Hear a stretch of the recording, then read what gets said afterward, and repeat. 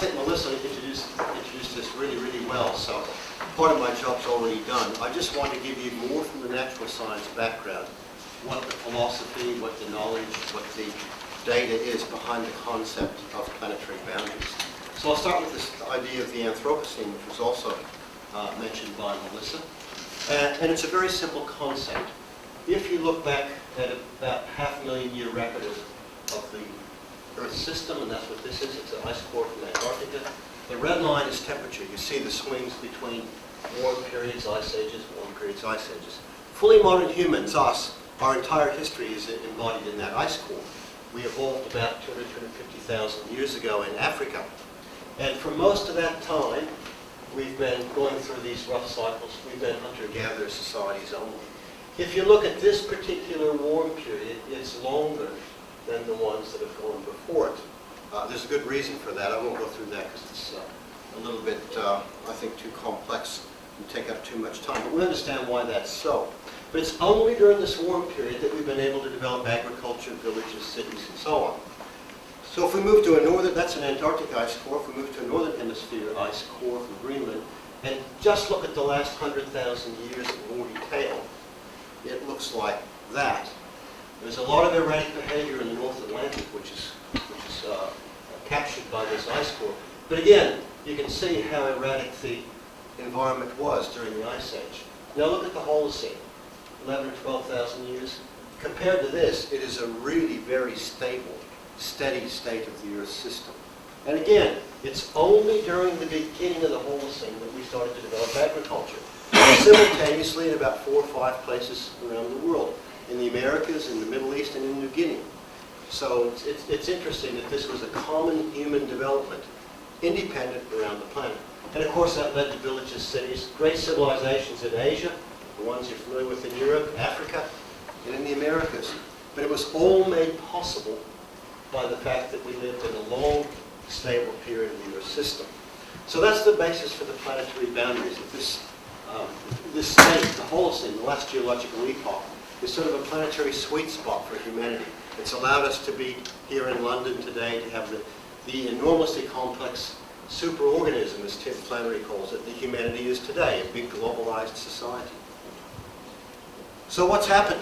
Well, if we look at just the last century or two, it's quite remarkable. And this is some of the work that a predecessor of Future Earth, the IGBP, did during its last 10 or 15 years. We looked at how human activities were changing the Holocene. It's not just climate. There's the nitrogen cycle, pre-industrial, post-industrial. Look at the huge new arrow that never appeared before. That's human fixation of nitrogen through the Haber-Bosch process. It flows throughout the entire Earth system and changes it. There's the water cycle. All those red dots are large dams that humans have put in. No major river around the planet, apart from a few in Siberia and Canada and Alaska, now flow unimpeded to the ocean.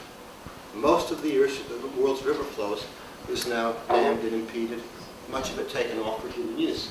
There's the cultivated systems around the world. Most of the area of the world that is suitable for agriculture is now under agriculture. And of course, we can't forget about climate, extreme events. That's a tropical cyclone coming in on the Queensland coast. And of course, the iconic global average temperature record, surface air temperature record. And we can go on and on with more of this. The point is, it's much more than climate. It's much more than land use change. We're affecting the entire operation of the planet. This is the concept of the Anthropocene introduced by Paul Crutzen over a decade ago. We systematized this as part of the IGBP synthesis in 2004 by producing these graphs from before the Industrial Revolution, 1750, out to the year 2000. This was done just around 2002, so 2000 was the last year we had data for. And whatever this is, and I haven't put anything on this axis, whatever it is, whether it's human or environmental or mixed, it's in a linear scale. So the graphs look something like this. The thing I want you to look at is this year, 1950. There was an absolute change point in the human enterprise. It's this advent of what we call the superorganism now that human society has become. So if we look at human-oriented factors, this has nothing to do now with the environment. This is what we call the human enterprise. You see population, economy, you can see what these are. Their resource use, their connectivity, their transport, and so on. The things that we do in a globalized world. You can see in every case, 1950 is an absolute breakthrough. Either the slope changes, or things like motor vehicles that were virtually none before 1950 compared to what they are today. So the human enterprise really took off after the Second World War. There's some wonderful social science done about that. I don't have time to go through the explanations. I can recommend a book by historian John McNeill called Something New Under the Sun, which goes through a lot of the reasons why humanity took off after the Second World War. But what we did was say, all right, look, there's nothing to do with environment per se. There's resource use there. Let's do the same thing for the environment. Globally aggregated. I should add, these are globally aggregated numbers, and they hide incredible inequalities in what's happening. All these curves are driven basically by 20% of the human population, the OECD countries. We're going to update these. One of the last things IGBP will do is to update these curves, and we're going to start splitting them out into OECD countries, the new emerging economies like China, and the least developed countries. And you'll see some surprising results about inequalities in the Earth system. And that again highlights the strong issue that I'll be talking about planetary boundaries, but you can't divorce them from the social equity issue. All right, this is the global environment. Again, globally aggregated. But look what's happening. Top three are the three famous greenhouse gases, CO2, nitrous oxide, methane, ozone depletion. These two here are the only two that are climate per se. The bottom six are all ecosystems or biogeochemical flows. Again, we're vastly changing the Earth system and how it operates. If you go through this systematically, every one of these, except possibly the two climate ones, are now demonstrably outside of the Holocene. We have good evidence that in each of those cases, where we are now in terms of ocean ecosystems, fisheries, and so on, it's outside the Holocene envelope of variability. And we're pretty certain that climate will be very soon if it isn't already. So again, this is strong evidence. This is part of the evidence that's going into the geological community, who are now considering whether they'll formalize the term the Anthropocene as the new geological epoch.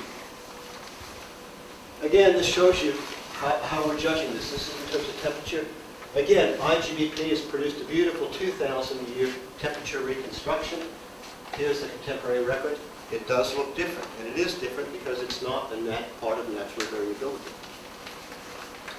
These are the IPCC temperature projections from the fourth assessment report. I can't report on the fifth report because it just hasn't been released yet. It will be released in about 10 days' time in Stockholm. But you see, depending on how much we emit and how sensitive the climate is, there's a variety of possible temperatures out of 2100. But the interesting thing is if you plot those on, if we go back to the last one, if you plot now, if I just take the next century, which would be there, if you plot the IPCC projections on there, it'll look like that. So you see how huge that is compared to the Holocene. There's the Holocene. There is variability, of course, natural variability. But these are the projections, anywhere from about 1.5 up to 4 or 5, maybe even 6 degrees Celsius. So we're sitting here, just possibly coming out of the envelope of Holocene variability. But in the worst case, and we are tracking, by the way, on the worst case scenario, we're committed to that no matter what we do, given the inertia of the system. But the worst case puts us here, up around 4 or 5 degrees. I think you'll see that in the AR5 when it comes out. And our argument is, and this is where the normative argument comes in that underpins planetary boundaries, is that for humanity to thrive, we need something that looks like that in terms of natural variability. We're now here, we're starting to see the effects. You can certainly see it in Australia now in terms of extreme events. Good evidence that it's not natural variability down there now. We're going to go here, which means we have to adapt no matter what. But if we go there, the argument is we can't solve equity issues. We can't even keep our superorganism, our civilization going. So that's the idea for planetary boundaries. It's a very human-oriented concept, but based on what we need from the Earth system to thrive as a species. So the implications, basically, of the Anthropocene are this. Is if we can limit climate change to 2 degrees or so, not much more, complex system science tells us that we have a good chance the system will recover towards a Holocene-like state. The Holocene is expected to go for about 25,000 years or so without human interference because of the orbital parameters of the Earth. So it's not like we're going to an ice age or a warm period naturally. So the idea is complex system will tell you you can push it, you can nudge it up to a threshold, and we think the planetary threshold might be up in here. It's pretty good evidence that it's probably not below 2 degrees, and the system will pull it down. There's some evidence for this. Over half of our emissions don't stay in the atmosphere. They're already pulled down by the ocean and by the land, which tells us there is strong dampening feedbacks, which is typical of a complex system. But if we eventually break those feedbacks, hit a tipping point somewhere, and it'll be multiple tipping points in ice, in biosphere, and ocean and atmosphere circulation. But if you look at the Earth as a complex system, they'll likely act roughly in concert. It may transition to a new hotter state of the Earth system. We know, pre-human, that the Earth is very stable in an ice-free state. It's there for millions of years. And it was only about 34 million years ago that Antarctic ice formed, and only about 12 to 14 million years that we had the Northern Hemisphere ice sheets. It wasn't that long ago in geological time. So what we're playing with now is a transition of the entire system. So the point I want to make, and this gets to planetary boundaries, it gets to legal issues around planetary boundaries, is we're talking about a single entity. We're not talking about CO2 alone, or biodiversity alone, or nitrogen alone, or ocean acidity alone, or forest cover alone. We're talking about a single entity, the Earth system, which is the basic, fundamental environmental condition that humanity needs. And it needs it in this Holocene-type state. It's not just climate that may face these big global tipping points. There's an interesting paper a year or two ago by Tony Bernofsky saying that once you convert enough of the Earth's land cover to human-dominated systems, the entire system may flip into a completely different state. This has to do with biodiversity loss, land cover change. And of course, this doesn't operate independently from climate. They interact. Land cover change feeds back to climate, changes in climate drive land cover change, and so on. So it's a system that we're really looking at. So that's when the planetary boundaries came in, and a group of us were thinking about this. What does it really take? How do we actually characterize the Holocene in the most minimum way possible? Well, we came up with 9. They've been debated for 3 or 4 years ago. No one's really challenged the 9 and said you need 5 or 6 more, or you need 3 less. There have been some alternatives proposed. But these are the 9. You can read what they are. They have to do with big element cycles. They have to do with ocean and atmosphere circulation. They have to do with how we treat the land, what the land cover is like. And they have to do with new things we put into the Earth system. We call it chemical pollution. It could be radionuclides. It could be electromagnetic radiation, mobile communications, and so on. It's new things we put into the Earth system that it hasn't seen before. So these are the sort of things that together we need to define a state of the Earth system. We tried to quantify these. There's a lot on this slide, and we'll go through them. But in each case where we could quantify, you'll see that there's an uncertainty zone. There's a range. And that's because the science isn't perfect yet. So if we look at what this uncertainty zone says, common one there is CO2, low of 350. We think if we could keep, we're above that now, but if we could keep atmospheric CO2 and other radiative forcing factors down below the equivalent of 350 CO2, we're very certain that we're going to be in a Holocene-like state. It's above what we've seen before, but we think there's enough dampening mechanisms we're pretty safe. If we go over 500, we're really concerned that the risk of these big tipping elements does rise quite considerably. And we don't know between 350 and 500 where some of those dangers might be. So that's our uncertainty range, and so on. We were very conservative when we put this out, taking a precautionary principle and putting the boundary at the lower end of the uncertainty zone. You could argue about whether that really should be so or not. And that may be something that comes out in the legal discussions. I think Melissa showed this. This was our analysis originally of where the safe operating space might be with the 9 of those and where we are. Everyone, of course, talks about climate change, but we think nitrogen and biodiversity have actually been transgressed to a larger degree than climate change has. We're putting out an updated paper on the planetary boundaries. Sarah and I are working on that with colleagues, and we should hopefully have it submitted in a few months. But one of the things we'll do is we'll say there are core boundaries, some that are really fundamentally important out of the 9. And 2 of them are biodiversity and climate change. Why? Climate change represents the energy balance at the Earth's surface, absolutely fundamental to the state of the system. Big swings in the Earth in the past are associated with changes in the energy balance at the Earth's surface. Why biodiversity? It represents the fundamental biological fabric of the planet. This is a living planet, and as James Lovelock and many others have shown, it's intricately part of how the planet operates. It's not a free rider. It's part of the planetary machinery. And so the most fundamental expression of that is actually the genetic code, the software, the information bank that determines how that operates. At its most fundamental level, that's what it is. That's what drives how you and I operate, although we're much more interesting creatures because we can override our genetics to some extent.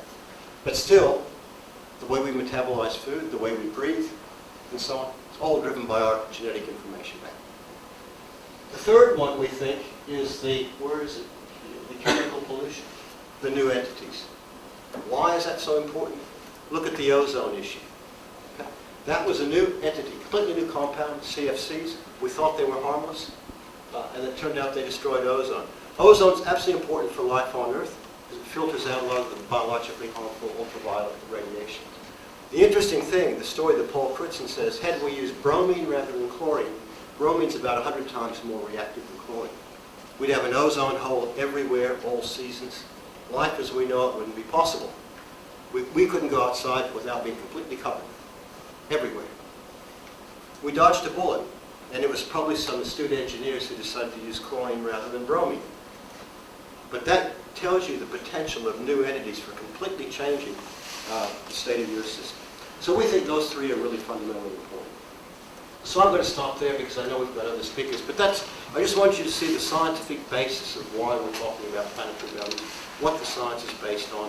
Also, though, I just want to remind you there is a fundamental normative judgment that underpins this, and that it's very human-oriented, that we believe that we need a Holocene-like state for humanity to thrive. Some people can argue we're now so clever technologically that we can thrive in a hotter, less biodiverse-rich climate. That may be so, but it's not proven. We know we can thrive in the Holocene because we have. Okay, let me stop there.